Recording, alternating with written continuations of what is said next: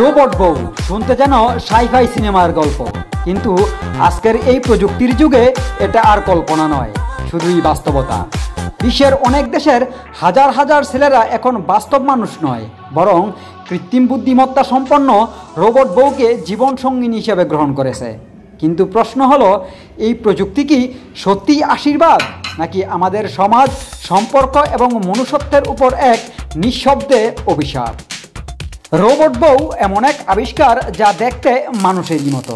Robot বউ আপনার সঙ্গে কথা বলতে পারবে, তারা আপনার আবেগ বোঝার চেষ্টা করবে, গলার স্বর বিশ্লেষণ করে অন্যদের সাথে সম্পর্ক বজায় রাখবে, এমনকি সময় বুঝে সান্ত্বনা পর্যন্ত দিতে পারবে। আপনি জেনে অবাক হবেন যে অনেক রোবট বউ তারা নির্দিষ্ট রেসিপি অনুসরণ করে রান্না করতে পারবে, ঘর গুছাতে এবং বাসার যে কোনো কাজ সে একাই সামলাতে পারে। রোবট বউ স্মার্ট অ্যাসিস্ট্যান্টের মতো কাজ করে। অনেক নিঃসঙ্গ মানুষ বা বয়স্ক যাদের পাশে কেউই নেই, তারা এই রোবটের মাধ্যমে মানসিক প্রশান্তি পান। বর্তমানে রোবট বউ প্রযুক্তিগতভাবে শয্যাসঙ্গিনী হিসাবেও কাজ করতে সক্ষম।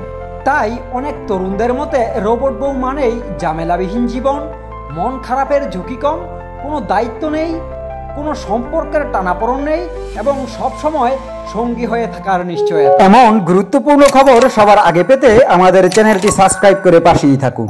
জানা অজানা তথ্য, মোহাম্মদ মিজানুর রহমান।